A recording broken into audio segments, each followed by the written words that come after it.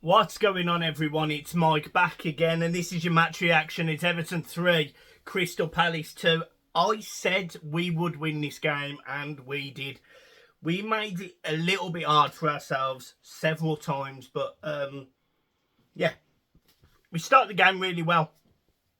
Lovely touch out to the right-hand side. Jack Harrison floating ball in the box. This is after Mikalenko has hit one of his trademark volleys from the edge of the box. Gets back in on the header, makes it 1-0, but 2 minutes later, Everton give away a penalty, a very soft penalty, a penalty that I want to discuss in a little bit more detail.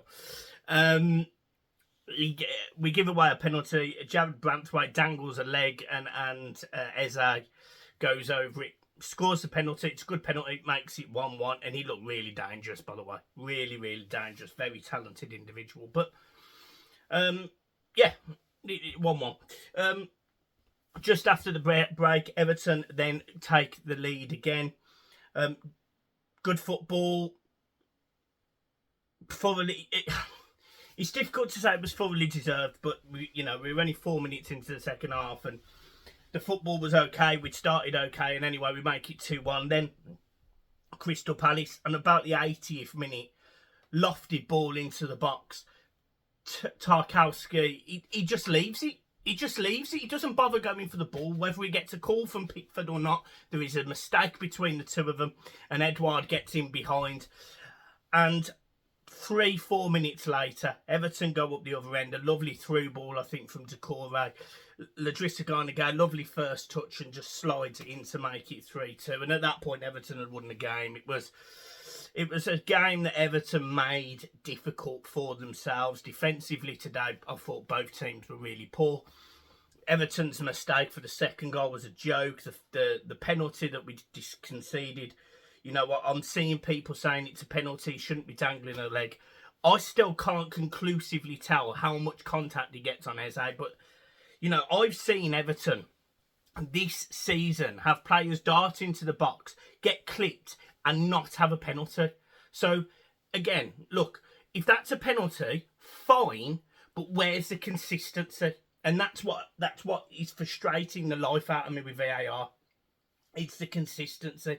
It's the fact that they go to VAR and it's still human elements. Is it a penalty? Is it not a penalty? Do they play for Everton? If it's for Everton, we'll go against them, because that tends to be what VAR does to Everton. But we made it hard for ourselves. The penalty, he does dangle a leg. Branthwaite does dangle a leg. Tarkowski for the second goal does. My personal belief, and I've never played as a centre half really, but when I do play, occasionally play at the back, my ideology is ball out the box. Not wait for it to bounce or wait for the keeper, wait for that call. No. I'm taking command of that situation, and that ball is going out. It doesn't matter what anyone says to me around me. It's going out. And that is exactly what should have happened today. Almost let us down. But we just keep going. And look, it's 6 wins in 9. I was highly critical of Sean Dyche at the start of the season. And I was right to be highly critical of Sean Dyche, starting Michael Keane, playing 3 players in the middle of the park that didn't work. James Garner weren't starting games. I was right to be critical of him. Now, we're right to praise him, because he's keeping with a team that is getting results. Look, substitutions, he's not proactive. And I think that it's almost getting to the point now where it's not worth calling for it. This is Sean Dyche. This is what he is. But my God, we are becoming difficult to beat. We're becoming a team that just won't lie down, won't die, won't give up. And that is all positives to being Everton Football Club at this moment in time. Everton have won consecutive away games for the first time in 3 seasons, I think it is. If you then remove yourself from that and look at the bigger picture, Everton have gone to West Ham, Brentford, Aston Villa, and today to Palace. Everton have beaten all of those teams. Everton give away, at the start of the season, 3 home results, in my opinion, if you remember. I said 3 points against Luton, Fulham and Wolves. That was 9 points I felt like we'd give away, and I felt that could be valuable. And I said at the time, Everton will go down if they don't find a way of getting them back. Well, I would argue that going to Palace, going to West Ham and going to Brentford, all places that Everton aren't usually very good at. Palace, the exception, fair enough. But we've picked up those 9 points that I thought we may lose. And actually, if you added them on now, we'd be challenging for Europe. Now, let's not get ahead of ourselves. But the simple fact of the matter is this Everton team isn't lying down. They're not dying. You know, in 2 weeks' time, we have this confirmation of whatever, whatever's going to happen in terms of points deduction, punishment, blah, blah, blah, blah, blah. You could give us a 12 points deduction this season and we would still stay up. We absolutely would still stay up. And I'm fairly convinced that Everton aren't just going to get 40 points this season. They're probably going to get more. This Everton team look composed. They look charismatic on the ball. They're not world beaters. No one in that team is outrageously skillful, outrageously quality on the ball. I thought it was another pretty lacklustre game from Jack Harrison, albeit he gets an assist in the first minute. I thought McNeil, he doesn't offer anything like in terms of that real skills and that beating the man. But they're just hard-working wingers. They're just hard-working. You know, it's like Eze today. I looked at him and he was beating players and he was going around Mikalenko and he was running into the middle, etc., etc. And I looked at him and thought, I love a player like that at Everton. But how do we make them fit in this hard-working Sean Dyche style aggressive football? I just don't know. I don't know.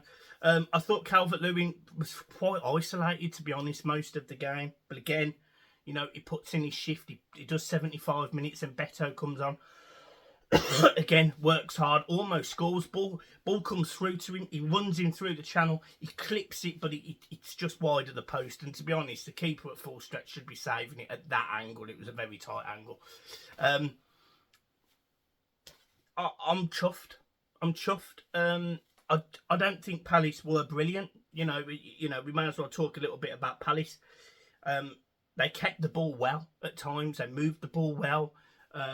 They're aggressive equally. You know, I thought there was a couple of decisions that could have easily gone Everton's way today, and they didn't.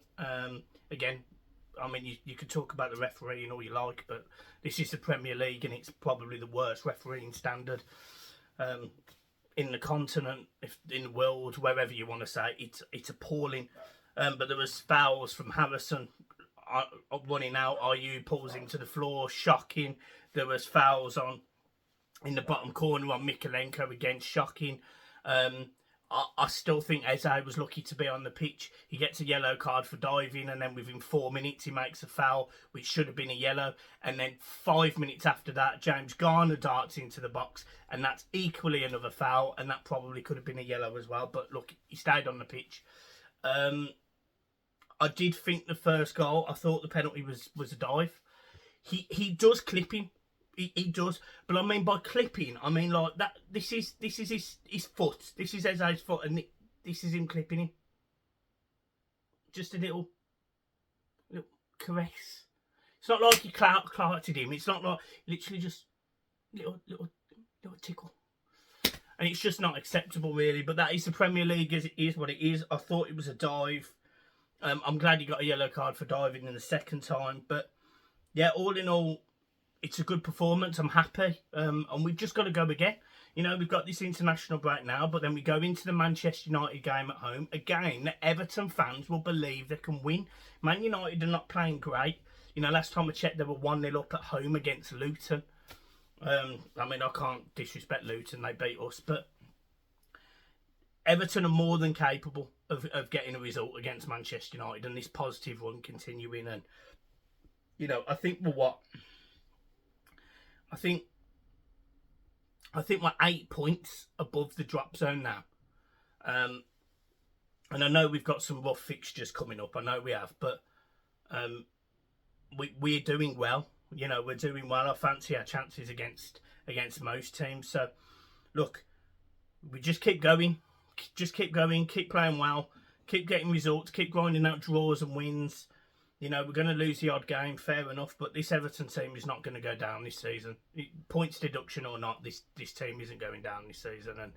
And hopefully with potential of a takeover, whether it's 777 or somebody else. Hopefully the future is starting to look a little bit brighter. And, you know, as critical as I have been of Dyche, and I will continue to call out his poor substitutions, he's installed that mentality into the players, and he deserves credit for that. So, you know, he made a comment about Everton fans about 4 weeks ago that really rattled me. He basically called us out, and do you know what? Sometimes maybe it's right to just put your hand up and say, fair enough, Sean, fair enough. Yeah, we just got to keep going. So, happy with that. My man of the match today, from an Everton perspective, it is a tough one.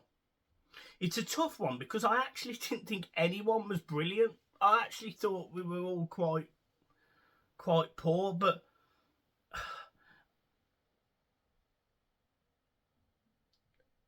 I'd probably go either to Corey, Mikalenko. Yeah, I honestly, I don't know. I can't call it. Can't call it. But look, doesn't matter. We won.